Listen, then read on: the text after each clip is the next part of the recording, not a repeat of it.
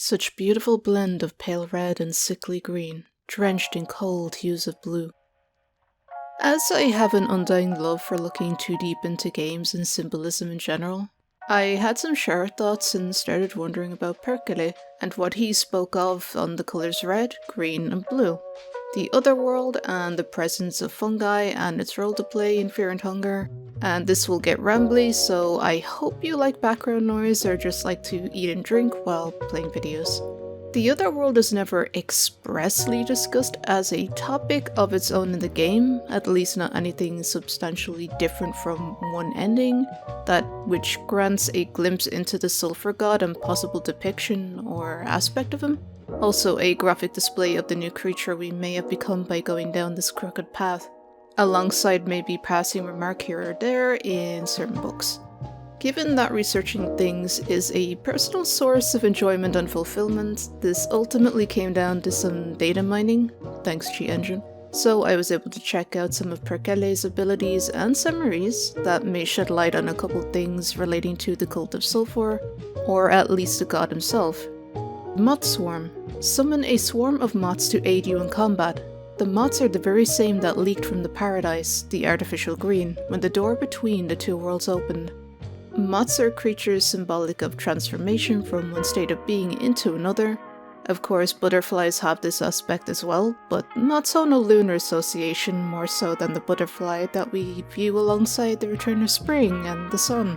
It might seem strange at first glance that a moth would be chosen as an insect affiliated with the cult of Sulfur, given that their god is meant to represent the sun, but this is easily explained away by 1. The Sulfur god is under the soil, and in a deep pit, Sulfur itself being heavily associated with hellfire as is, and 2. The moon god Rare's prominent overlap with the cult of Sulfur's plans. They chose the Festival of Termina to strike. Furthermore, the moth's transformative links are not only associated with the spiritual realm, but also the path of self-discovery. It's no surprise there, given that the cult of Sulfur members indulge in their greatest, deepest desires, and act on them in this cruel world turned even crueler. And the door to paradise that is artificial green in nature. I think almost everyone at this point knows of Fear and Hunger's Gnostic elements. Green is representative of the green lion, devouring the sun, when strong, animalistic primal forces using resources given to it in order to transmute metals, including gold, in a purification process. This isn't the only interpretation of the green lion, but it's one amongst many. Using this explanation, green can be seen as the antimony ore linked to mercury, an impure base in the alchemical furnace. With this in mind, the Otherworld is a place of mercurial domain, at least partially. It is a place with transformative fire and things relating to planet Mercury such as communication and speed. The golden gates we see scattered around the town might be the same ones mentioned by Perkele? Perkele? Perkele? Perkele? Perkele! Or are a separate manifestation of the god Rare. In any case, it would be curious if these golden gates are shared by all the gods as a general doorway into the Otherworld, or if Rare's lingering influence on this realm is purely being overtaken by Sulfur, and I'm willing to think the latter based on the doors opening when you are mostly affiliated with Rare, the moon god. Red, another colour mentioned, can be union of body and soul, perhaps a philosopher's stone of sorts. Green can be viewed as the philosophical mercury. Painters and other artists might make use of what is known as mercurius green. You might have stumbled across crepe paper in the shade at some point.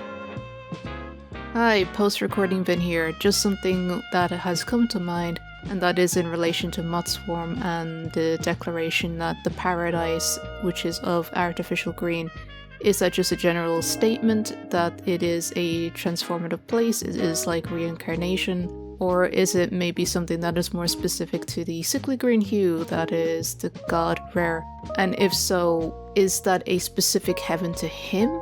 Because there's the issue where it is that paradise universal or not?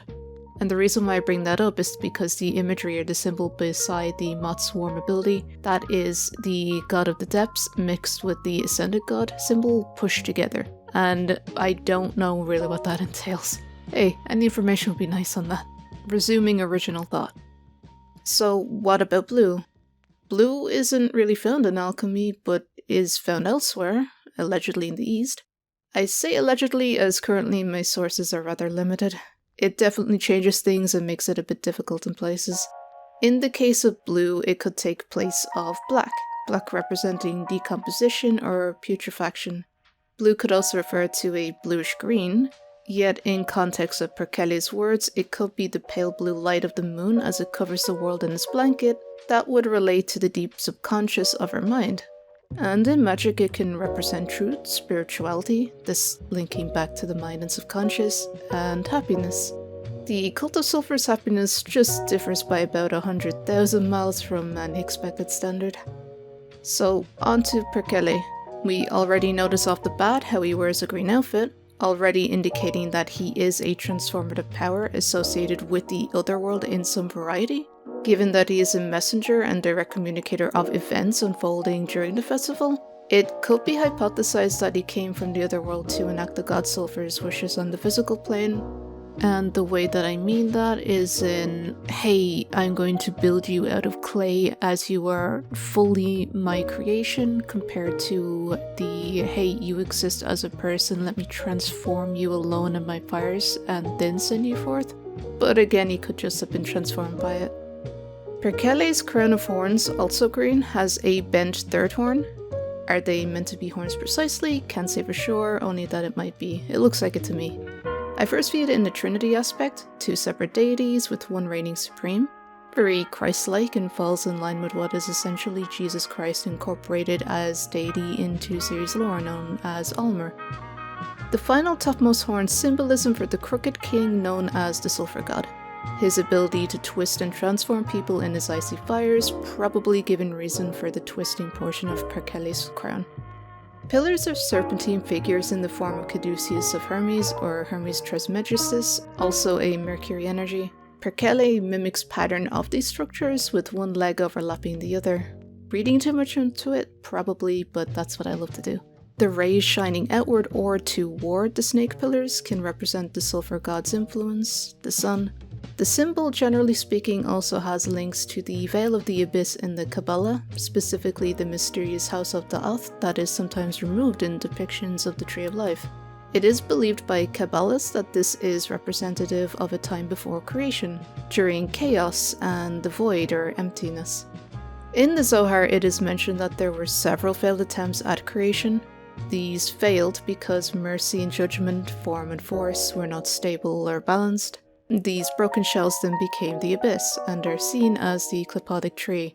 It could be explained through the biblical conjoined Adam and Eve that once separated, the fall occurred, as spirit became matter, and all the evils that came along with it in a material world thanks to an evil god.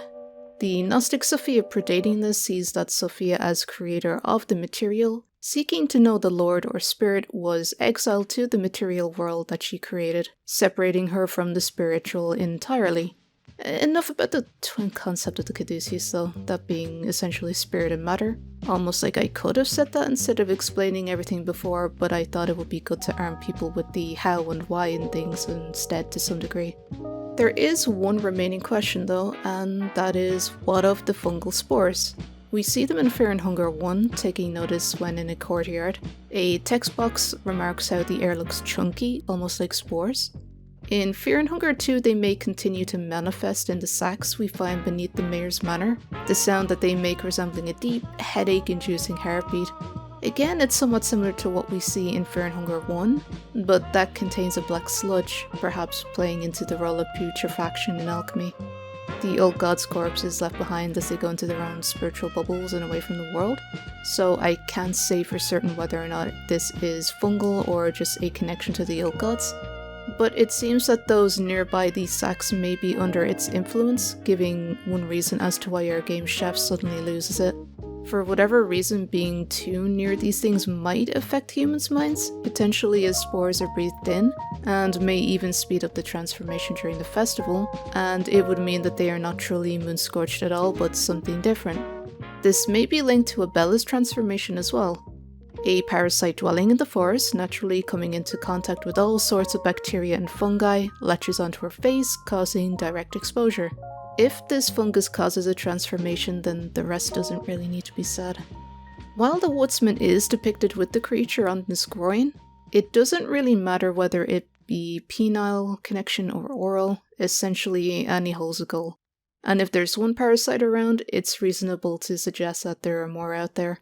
For reasoning as to why the woodsman hasn't been transformed yet under same circumstances, well, he is actively changing, we just don't know if it's thanks to Rare's moon scorching alone, or the artificial transformation as a result of fungal spores. We also don't know how long it's been since parasitic infection. These parasites, or just maybe the fungus itself, could change people at differing rates based off of mental fortitude, physical strength, or anything else. We can only really theorize. And it might be worth stating that the fungus coming from deep underground, we have the god called Vinushka, who can reasonably be the source of the fungus instead. Honestly, it could be fungi or just fungus, I can't say. There are regular and unedited skin bibles of Vinushka in Fear and Hunger 2, so for the sake of this piece, I'll be referencing the unedited version for clarity. The seed of Grogroth that had been fermenting for an eon finally reached its maturity, and thus Sylvian pushed a whole pinecone out of her loose abyss and named her child Ninush. The cycle of destruction and creation is seen in its purest form in nature. Thus it comes as no surprise that the very god of nature, Vinushka, is an offspring of the two older gods, Grogroth and Sylvian. Like the nature of mankind, the nature of Vinushka too can change from fiery raging volcanoes to serene grasslands where a gentle wind lulls one to sleep. The ancient tribes of men used to live in a symbiosis with nature, with its cycles of destruction and creation. But people grew greedy and hostile toward the land they settled, and ravaged nature to give room for their own civilizations. As people grew greedy and hostile, so did Vinushka. A long war was waged to determine who was to become the master and who the slave. To everyone's surprise, or at least to my surprise, this resulted in the demise of Vinushka. For all intents and purposes, nature is dead. Vinushka died by the hands of men. From this grievous realization comes the name of the god, Vinushka, meaning guilt, the great guilt of mankind. The guilt will surely eat away the known world in time. For now, faint traces of the god still linger in Vinushka's totems, deities that desperately search for the murdered god in vain. Maybe these totems are the manifestation of human guilt. Once they understand the events that took place, mankind will surely feel their grief too. For now, it's best to exploit nature while we still can. This fungus pervading the air and spreading underground might have a different source even if Vinushka is god of the earth. We could entertain the notion that the remaining shards of Vinushka's powers is being used by the god of Sulfur and his cult for their own activities as well, causing a differently sinister version of how a fungus could operate. Thanks for making it this far into the video if you have. It's genuinely appreciated. If you at all enjoyed this, dropping a like or subscribing is kind, but not necessary. I'm not sure how much of this sounds plausible, so any information you'd like to share is always valuable. Thank you for watching, and until next time.